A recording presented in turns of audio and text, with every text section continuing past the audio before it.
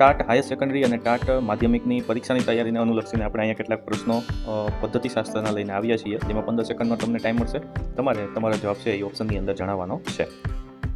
ચાલો, ટાઈમર શરૂ થઈ ગયું છે. પ્રશ્ન વાંચો અને ફટાફટ એનો જવાબ જણાવો.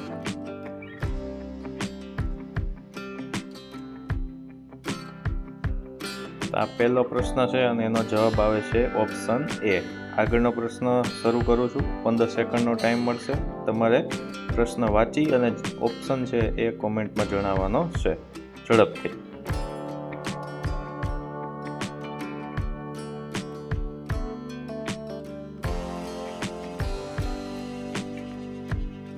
માત્ર 5 સેકન્ડ બચી છે. ફટાફટ કોમેન્ટની અંદર તમારો જવાબ જણાવો. જવાબ આવે છે ઓપ્શન બી. આગળનો પ્રશ્ન 15 સેકન્ડ.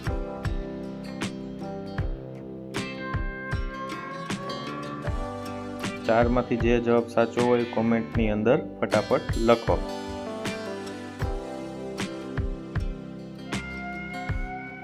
ચાલો, આ પ્રશ્નનો જવાબ આવે છે ઓપ્શન સી. પ્રશ્ન: શિક્ષણમાં અપેક્ષિત શું લાવવામાં આવે છે? ચારમાંથી જે જવાબ સાચો હોય એ ઓપ્શન કોમેન્ટની અંદર લખો. જવાબ આવે છે બી, પરિવર્તન. શિક્ષણ પદ્ધતિ એટલે શું? ચાલો, ફટાફટ તમારો જે પણ જવાબ હોય એ કોમેન્ટની અંદર જણાવી દો. અને ચેનલને સબસ્ક્રાઈબ કરવાનું ભૂલશો નહીં. આવી જ ક્વિઝ આપણે લઈને આવતા રહેશું. ફટાફટ તમારો જવાબ જણાવો. Option B. ચાલો, પ્રશ્ન વાંચો અને જવાબ જણાવો. પ્રશ્ન વાંચી અને જવાબ જણાવવાનો છે. પરીક્ષામાં પણ તમારે પ્રશ્ન વાંચવાનો છે. ત્યાં કોઈ બોલીને તમને કહેવાનું નથી. તો ચાલો, ફટાફટ જવાબ જણાવો કે શું જવાબ આવશે. ઓપ્શન સી, પ્રયુક્તિ. ચાલો, પ્રશ્ન તમારી સ્ક્રીન સામે આવી ગયો છે. અને આ જ રીતે તમને પેપરની અંદર તમામ જવાબ આવડતા હશે ને તો તમારી પાસે આટલો ટૂંકા સમયમાં જ જવાબ આપવાનો થશે. ફટાફટ કોમેન્ટ કરો. Option A. ચાલો, પ્રશ્ન વાંચી લ્યો અને ઓપ્શન વાંચી લ્યો અને તમારો જવાબ છે એ ફટાફટ કોમેન્ટની અંદર લખીને બતાવો. કયો જવાબ આવશે? એ, બી, સી કે ડી? ખૂબ ટૂંકો ટાઈમ છે. ચાલો, આમાં જવાબ આવશે ઓપ્શન સી. પછીનો પ્રશ્ન આવી ગયો છે તમારી સ્ક્રીન ઉપર. ઝડપથી વિચારી અને જવાબ છે એ તૈયાર કરી અને જણાવવાનું છે. જવાબ આવે છે ઓપ્શન બી. આગળનો પ્રશ્ન છે શરૂ કરું છું.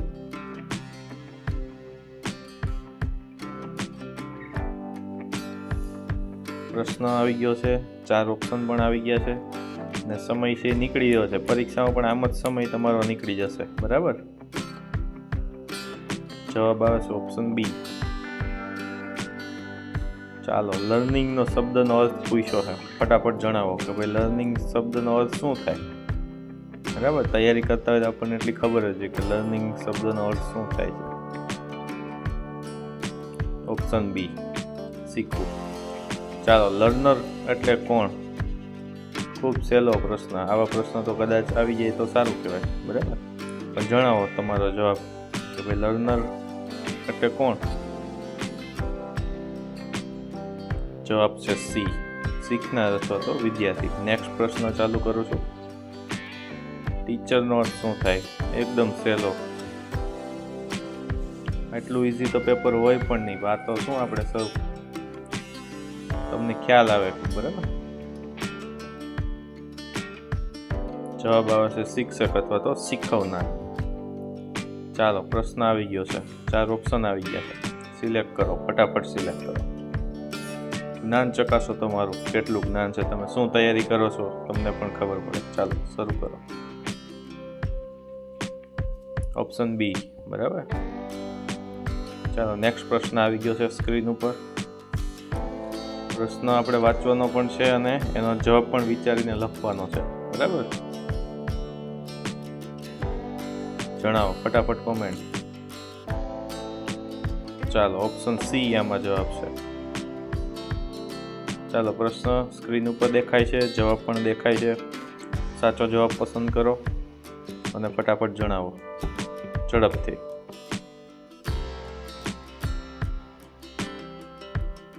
Option A.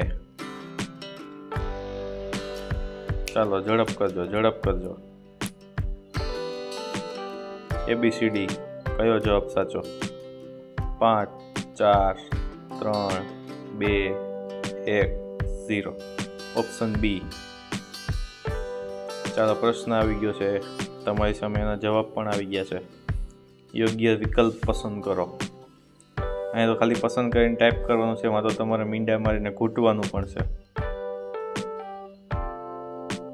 ઓપ્શન બી સાચો જવાબ છે. નેક્સ્ટ પ્રશ્ન.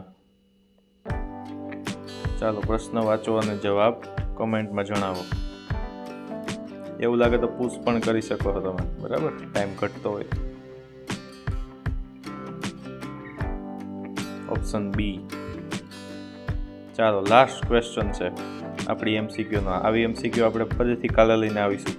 સાચો જવાબ જણાવો અને ચેનલને સબસ્ક્રાઈબ કરવાનું બિલકુલ ન ભૂલતા. તૈયારી કરવી હોય તો સબસ્ક્રાઈબ કરવું પડશે. ઓપ્શન છે બી.